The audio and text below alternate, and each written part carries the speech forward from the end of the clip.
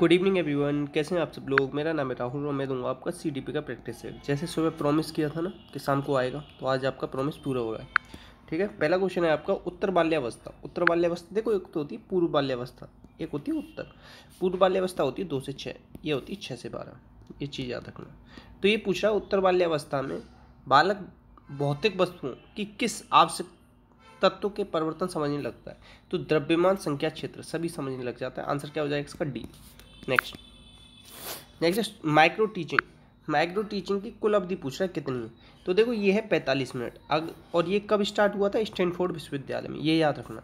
अगर इंडिया के परिप्रेक्ष्य में पूछेगा तो इंडिया में कितने मिनट की होती है माइक्रो टीचिंग? 36 मिनट की। मगर देखो इन दोनों में से ना एक ही ऑप्शन डालेगा, ठीक है, उसके अकॉर्डिंग लगा के आना। आंसर आ जाएगा बी। नेक्स्ट है विकास शुरू होता है। विकास पहले तो याद रखना जीवन पर्यंत चलता है, जीवन पर्यंत, ठीक है। तो ये चालू होता है प्रसव पूर्व अवस्था से, बी। ठीक। नेक्स्ट सीखने की घटना में कौन सा आवश्यक घटक नहीं है। अगर आप चाहते हो कि आप सीखो तो सबसे कौन सा ऐसी चीज़ है जो जरूरी नहीं, तो जरूरी नहीं शिक्षक हो, क्योंकि बिना शिक्षक के भी सीखा जा सकता है। तो आंसर क्या है? डी।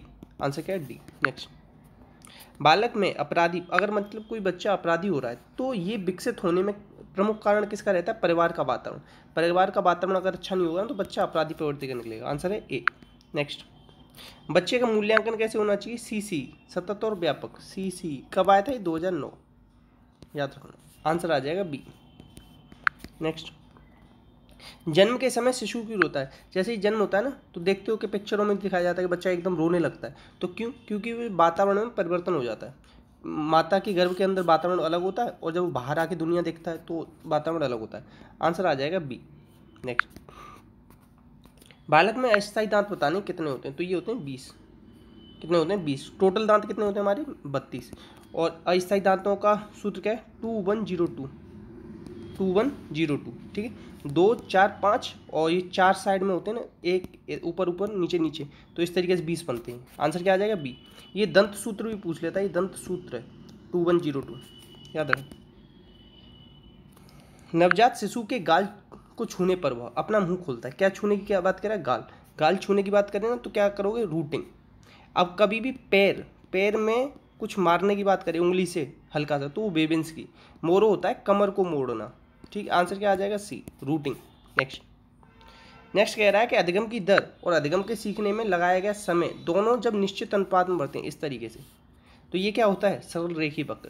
क्वेश्चन आता है सरल रेखी वक्र पॉसिबल है या नहीं? नहीं है, क्योंकि ये मशीन में ही पॉसिबल है। बस इंसान इस तरीके से, इंसान थकेगा भी और कभी अभिप्रेरणा की भी कमी होगी, तो थोड़ा इस तरीके से बनता है, इस तरीके से भी बनता है, यूं इस तरीके से, अलग अलग तरीके। आंसर है ए।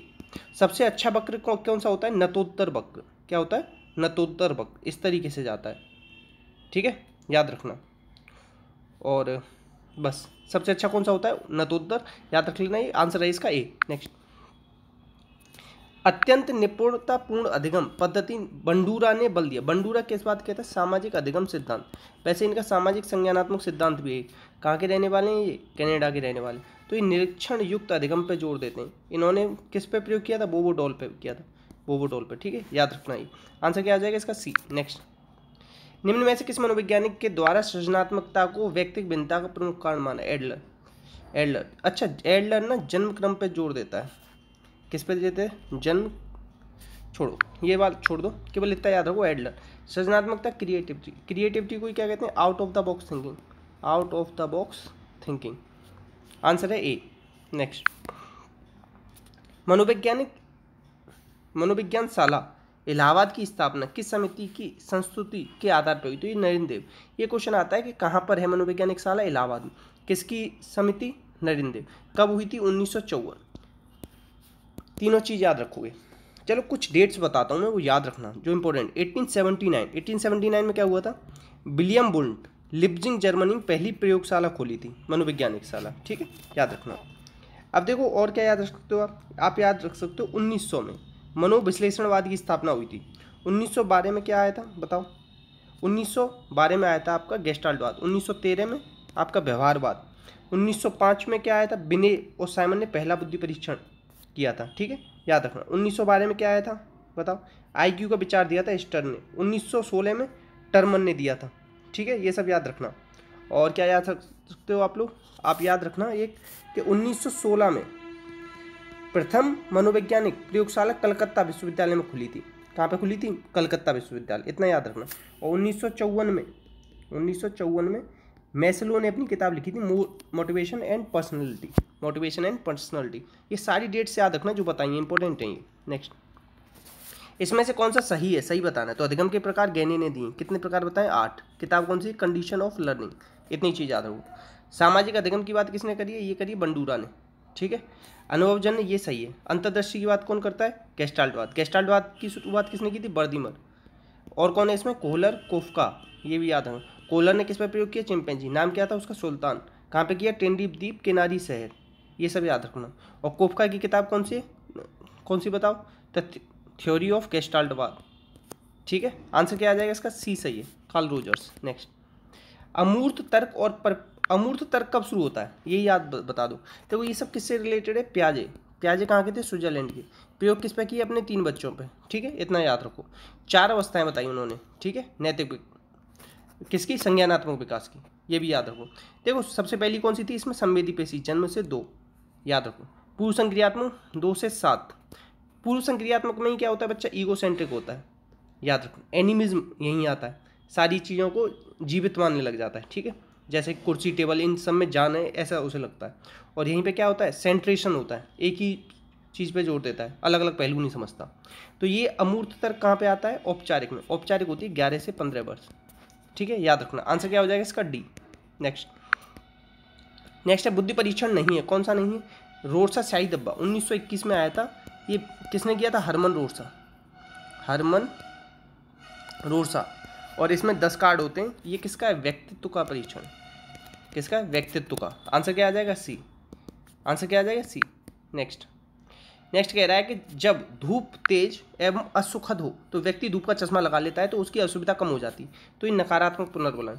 नकारात्मक पुनर्वलन वो होता है जिससे आपकी जो असुविधा है ना वो दूर हो जाए, असुविधा दूर हो जाए।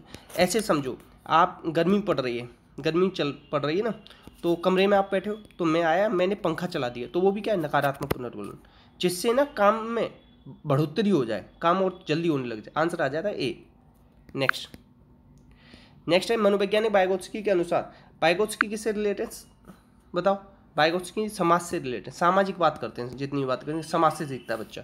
इन्होंने क्या दिया था? जोन ऑफ प्रॉक्सिमल डेवलपमेंट, ये भी याद रखना, ठीक है। आंसर क्या आ जाएगा? बी। आंसर क्या आ जाएगा? बी।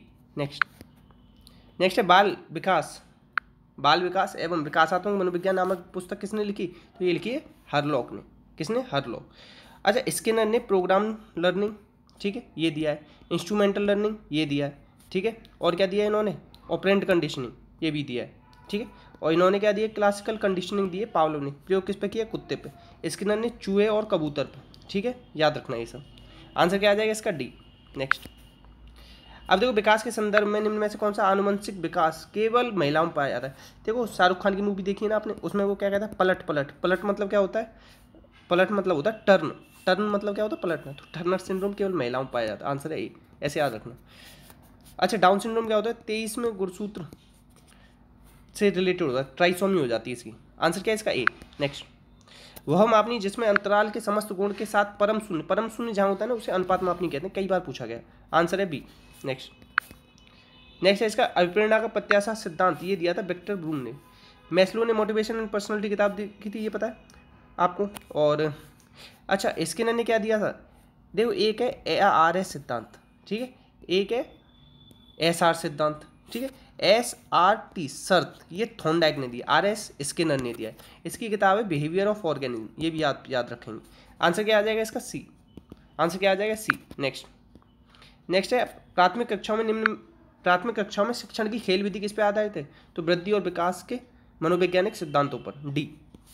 नेक्स्ट, अब देखो श्यामपट्ट पे अगर आप लिखते हो तो कोण कितने अंश के कोण पर खड़े होकर लिखना चाहिए? तो ये है 45, सी। नेक्स्ट, जिससे पीछे का दिखता रहे, पीछे क्या हो रहा है? स्वतंत्र भारत की पहली शिक्षा नीति 1968 में लागू हुई। दूसरी कब आई थी? 1986 में। अच्छा, अभी जो लास्ट आई है ना 1920 कह रहा हूँ, 2020 में जो राष्ट्रीय शिक्षा नीति आई ना, उसके हेड कौन थे? कस्तूरी रंगन, ये याद रखना। सबसे पहले इसे लागू किसने किया था?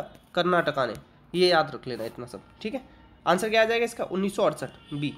दूसरी शिक्षा नीति थी 1986 में। इस बस इतना याद रखो। नेक्स्ट, इतने क्वेश्चन थे तो प्लीज़ शेयर करना, सपोर्ट करना, वीडियो अच्छी लगी तो लाइक करना। आप लोग अगर चाहते हो ना इसे मैं कंटिन्यू रखूँ तो इस पर थोड़ा सा ना व्यूज़, कोशिश करना व्यूज़ आए इस वीडियोज़ पे, ठीक है। इसी के साथ जय हिंद, जय भारत।